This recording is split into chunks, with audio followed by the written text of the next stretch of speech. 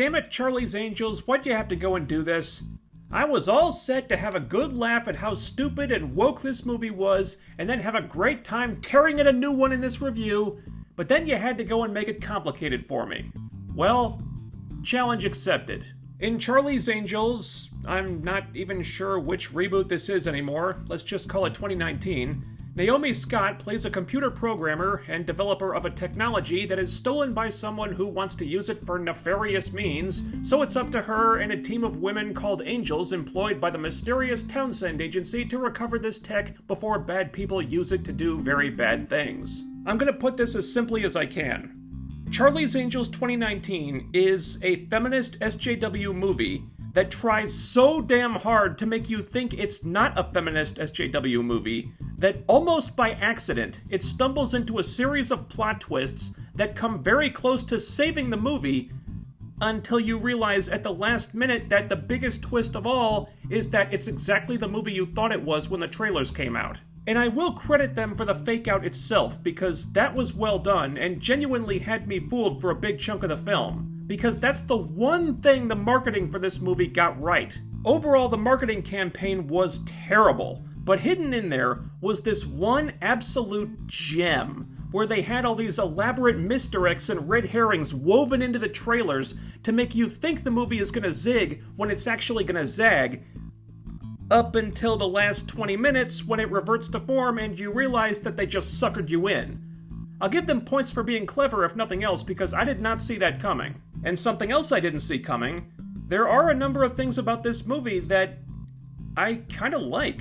Make no mistake, this is an action movie made by girls for girls. But as long as you recognize it for what it is and don't expect it to be something else, there are things to appreciate about it. It doesn't have a ton of action. What we get is pretty small scale and nothing you wouldn't see in a TV movie or frankly a TV show, but the action itself is competent. Nothing special, nothing groundbreaking, but competent. Because there isn't a lot of action, there are some lulls in the story, but the script is witty enough and the cast has enough chemistry that I didn't get bored during those times. The cast is surprisingly good. Patrick Stewart classes things up a lot. Elizabeth Banks is always great. Naomi Scott is very charming, but the real surprise here was Kristen Stewart, who I'm not usually a huge fan of, but believe it or not, she comes close to being legitimately funny here. Not laugh out loud funny, because she can be annoying if she's not used right, but that works in this case because she's playing the annoying one. And the movie is well aware of this. The movie knows she's the annoying one, and it uses that instead of letting it work against her.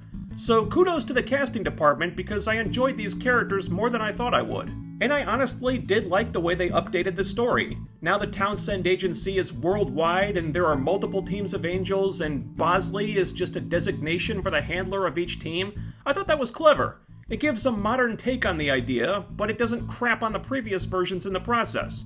It feels like it's genuinely trying to honor this franchise, and having just seen Terminator Dark Fate, which did the exact opposite, I appreciated this. Having said that, this is still a female-led movie made in 2019, and I think we all know what that means. The feminist agenda is strong here, and there are a number of SJW tropes that the movie falls victim to. Trope number 1. Every single male character in the movie is either a villain, completely submissive, useless, obviously gay, or dies. Trope number 2. Heterosexuality is strongly downplayed. It's implied that Kristen Stewart's character is gay, and thankfully they don't beat you over the head with that, it's kept very subtle. But the closest thing any of the angels has to a male love interest is this blink-and-you-miss-it flirtation with Netflix heartthrob Noah Centineo that is so brief, goes absolutely nowhere, and is treated like such an afterthought that is awkwardly ham-fisted in that it feels like it's only in the movie at all because someone at the studio thought they needed to put something in the trailer to make it clear to the audience that one of the angels actually likes boys. And what you saw in the trailer? That's about 90% of the screen time this relationship gets in the movie. It's literally only in there for advertising. And don't take this the wrong way, I'm not saying these characters needed love interests, or that the lack of these things takes away from the movie, but the trope does exist, and when it's obviously being used in such a manipulative way, I'm gonna point it out. Trope number 3. A long-standing male character in the Charlie's Angels franchise is gender-bent into a woman for no reason at all. I'm not saying which one or which ones, but you can probably guess. And trope number 4, the characters are never really challenged. SJWs hate it when their characters have to struggle for things. Everything always has to be super easy for them, because if they have a hard time and go through real trials and tribulations, then that's sexist or racist, and we can't have that now, can we?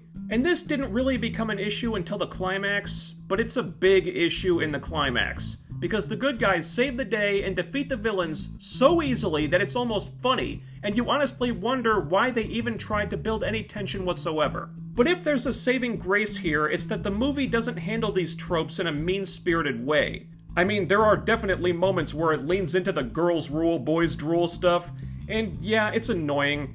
There's that terrible line from the trailer, "I think women can do anything." Well, just because they can, doesn't mean they should. That scene is in there, and yeah, it's cringy and woke as hell. But that scene is about as bad as it gets. The rest of the movie isn't always like that.